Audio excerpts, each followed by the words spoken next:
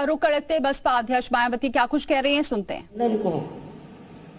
इस बार चुनाव में मात देने के लिए उनकी नीतियों व कार्यशैली आदि का काफी विरोध कर रहा है, जिसमें बीएसपी भी कोई पीछे नहीं है। जबकि सत्ताधारी पार्टी व विपक्षी पार्टियों के बने गठबंधन के बारे में सच्चाई तो ये है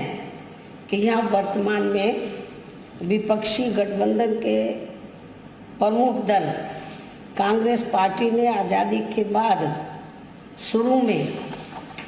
केंद्र व अधिकांश राज्यों में भी अपने लंबे अरसे तक रहे शासनकाल के दौरान अपनी हीन व जातिवादी एवं पूंजीवादी मानसिकता को त्याग कर यदि देश व आम जनहित में तथा कमजोर वर्गों के हितों में भी पूरी ईमानदारी से कार्य किया होता और विशेषकर कमजोर वर्गों के हित व कल्याण के मामले में परम पूज्य बाबा साहब डॉक्टर भीमराव अंबेडकर की सलाह को भी मान लिया होता, तो फिर ना तो बाबा साहब को अपने कानूनी मंत्री पद से उस समय इस्तीफा देना पड़ता तथा ना ही आगे चलकर कांग्रेस पार्टी को केंद्र व अधिकांश राज्यों की भी सत्ता से बाहर होना पड़ता तथा ना ही फिर कमजोर वर्गों के लोगों को मजबूरी में बीएसपी के नाम पर अपनी अलग से राजनीतिक पार्टी बनाने की ज़रूरत पड़ती। और अब ये कांग्रेस पार्टी अपनी जैसी जातिवादी व पूंजीवादी सोच रखने वाली पार्टियों के साथ गठबंधन करके फिर से केंद्र की सत्ता में आने के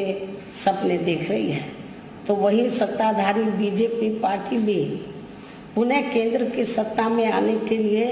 अपने एनडीए गठबंधन को हर मामले में मजबूत बनाने में लगी है। साथ ही फिर से सत्ता में आने का दावा भी ठोक रही है। ये कह रही है कि इस बार बीजेपी और उनका गठबंधन 300 से ज़्यादा सीटें लाएगा,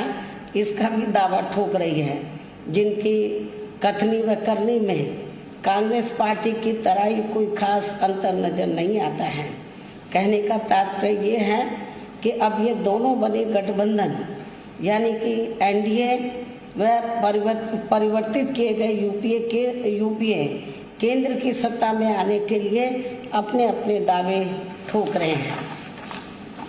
जबकि जनता को किए गए इनके वायदे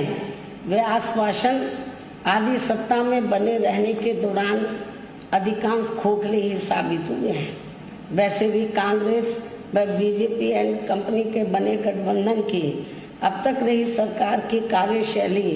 यही बताती है कि इनकी नीति, नियत व सोच सर्व समाज से विशेषकर गरीबों, दलितों, आदिवासियों, पिछड़े वर्गों, मुस्लिम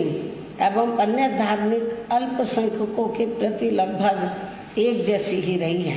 क्योंकि इन्होंने सत्ता में रहकर शुरू से इन वर्गों के मामले में अधिकांश कागजी खाना पूर्ति ही की है तथा जमीनी हकीकत में इनके लिए कोई ठोस कार्य नहीं किए हैं। लेकिन जब ये लोग सत्ता से बाहर हो जाते हैं तो तब फिर वे अपने वोट की खातिर इनके हितों में काफ़ी लंबी चौड़ी बातें करते हैं। जैसे कांग्रेस पार्टी का गरीबी हटाओ का व बीजेपी का हर गरीब के खाते में 20 लाख रुपए पहुंचाने को लेकर कही गई ये बातें सत्ता में आने के बाद केवल हवाई व खोखली ही साबित होकर रह गई हैं, जिसकी खास वजह से ही बीएसपी ने सत्ताधारी गठबंधन व विपक्षी गठबंधन से ज़्यादातर अपनी दूरी ही बना के रखी है। ऐसी स्थिति में अब इन वर्गों के लोगों को यानी कि कमज़ोर वर्गों के लोगों को आपसी भाईचारे के आधार पर वे अपना अकेले ही मजबूत गठबंधन बना के या हर मामले में अपनी एकमात्र हितैषी रही पार्टी बीएसपी को ही मजबूती देनी है तथा जिससे फिर यहाँ कोई भी गठबंधन केंद्र वह राज्यों की भी सत्ता में पूरी मजबूती के साथ आसीन न हो सके तथा इसके स्थान पर फिर इनकी मजबूत नहीं बल्कि मजबूर सरकार ही बनेगी। हमारी पार्टी का ये पूरा प्रयास होना चाहिए ताकि बीएसपी के सत्ता में ना आने की स्थिति में भी इन कमज़ोर वर्गों का यानी कि दबे कुचले लोगों का ये लोग ज़्यादा शोषण ना कर सके। इतना ही नहीं बल्कि ऐसी स्थिति में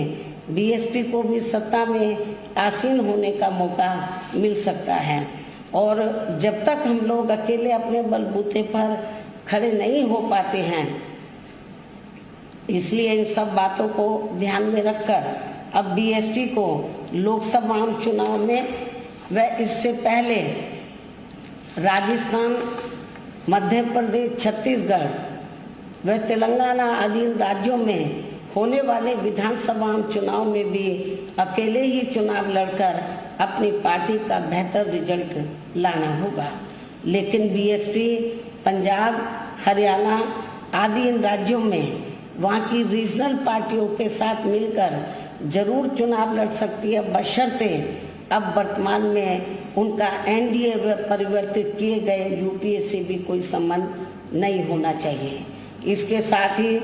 पार्टी के लोगों को हर स्तर पर सत्ताधारी गठबंधन व विपक्षी गठबंधन के सभी साम दाम दंड भेद आदि हथकंडों से भी जरूर सावधान रहना है। इसके अलावा यहाँ मैं ये भी कहना चाहूँगी कि देश में लगातार बढ़ रही कमर तोड़ महंगाई, अति गरीबी व बेरोजगारी आदि की इन गंभीर समस्याओं के प्रति केंद्र के उत्तरदायित्व को लेकर कल से शुरू हो रहे संसद के मानसून सत्र में जवाबदेही का लोगों को काफ़ी बेसब्री से इंतजार है। किंतु मणिपुर में जारी चिंतनीय हालात, हिंसा व सुरक्षा ही अब नया मुद्दा बन गया है। किंतु इन समस्याओं के प्रति भाजपा का रवैया अब तक व्यापक जनहित का कम तथा अपने राजनीतिक स्वार्थ का ज़्यादा देखने को मिल रहा है, जिस कारण देश से जुड़े इन मामलों का जटिल बने रहना अति दुखद है। जबकि देश की प्रगति लोगों की उन्नति में ही निहित है, जिस पर पूरा ध्यान केंद्रित करने की भी सख्त ज़रूरत है। और अब लोकसभा चुनाव से पहले संसद में सरकार व विपक्ष का रवैया तकरार, आरोप प्रत्यारोप व जिम्मेदारी से भागने का नहीं बल्कि इन ज्वलंत जन समस्याओं को दूर करने संबंधी समाधान का होना चाहिए, क्योंकि इस समय समस्त गरीब एवं मेहनतकश जनता का जीवन काफ़ी दुखी व त्रस्त है, जिनकी सही से चिंता करना सभी का दायित्व भी बनता है। अंत में अब मैं अपनी बात यहीं समाप्त करती हूँ। धन्यवाद। जय भीम व जय भारत।